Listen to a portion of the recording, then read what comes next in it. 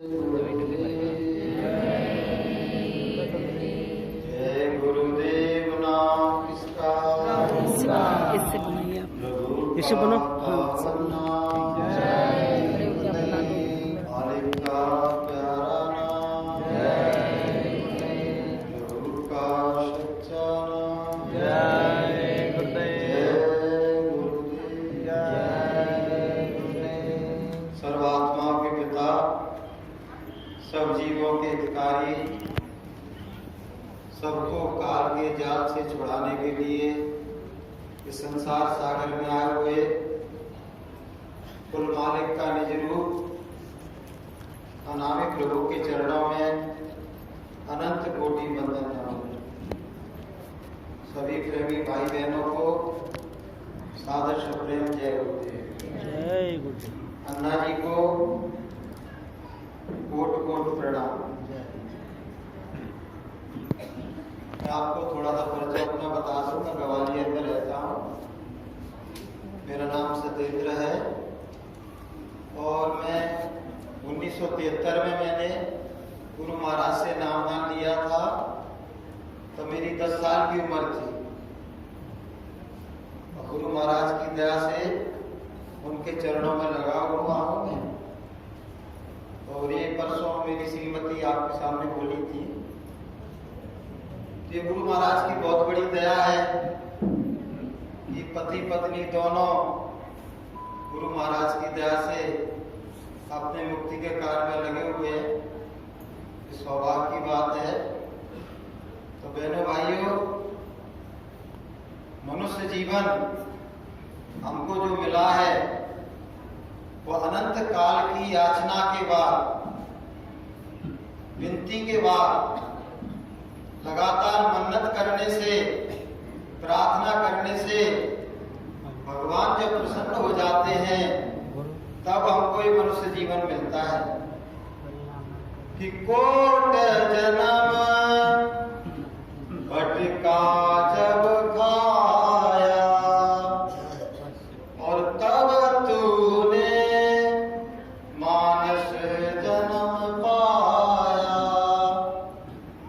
कई जन्म गए कीट पतंगा और कई जन्म गजमीन कुरंगा और कई जन्म पंछी सर्प होइयो और कई जन्म जयवर मृग जोइयो।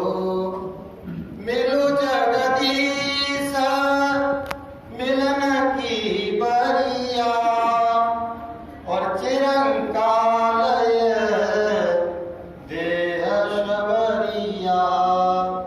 चिरंकालय देह शबरिया। तो करोड़ों जन्मों के बाद ये मानव तन मिला है और इसका मुख्य प्रयोजन है जगदीश मिलन, परमात्मा से मिलने के लिए हमको मिला है। बाकी जो काम है उन कामों को करने का अधिकार तो परमात्मा ने अन्य योनियों में दिया है। भोग भोगने का अधिकार, बच्चा पैदा करने का अधिकार, लड़ाई झगड़ा करने का अधिकार, सोने जागने का अधिकार, उदर पूर्ति करने का अधिकार, ये सब अधिकार भगवान ने सब जीवों को दिए हैं।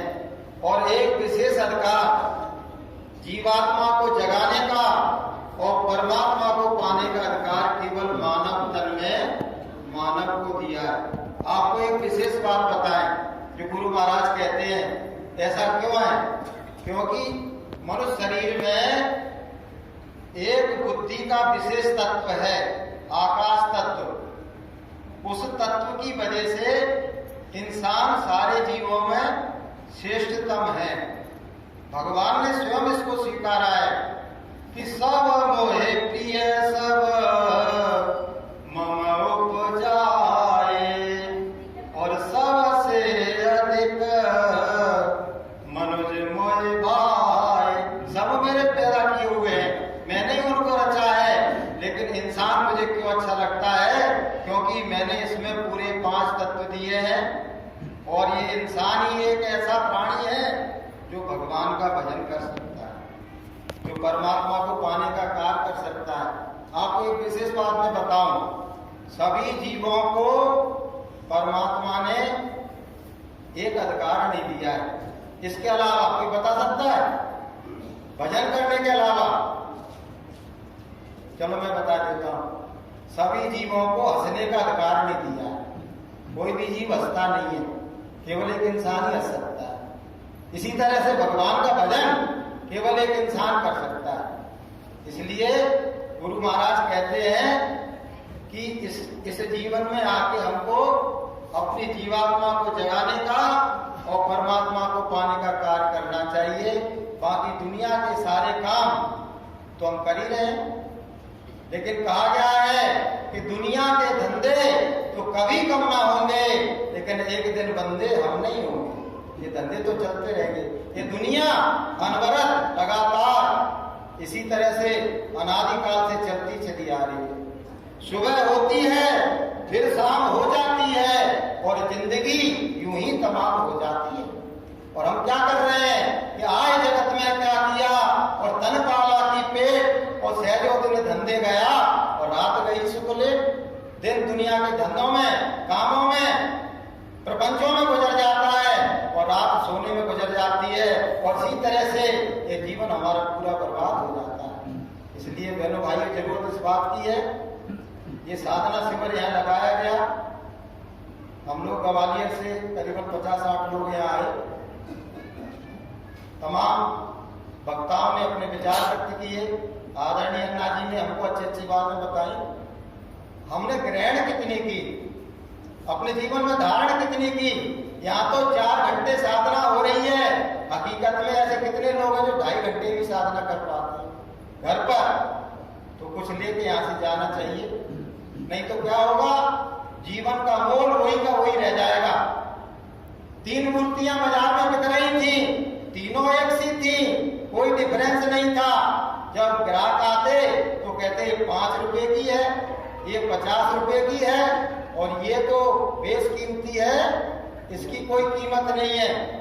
बोले भैया अंतर क्या है, डिफरेंस क्या है? बोले डिफरेंस ये है कि ये जो मूर्ति है 5 रुपए की, ये गांधी जी का वो बंदर है जिसने दोनों कान बंद कर लिए हैं कि मैं किसी की कुछ सुनने वाला, कोई बात अच्छी बात मैं सुनूंगा ही नहीं, क्योंकि मैं तो पूर्ण ज्ञानी हूं।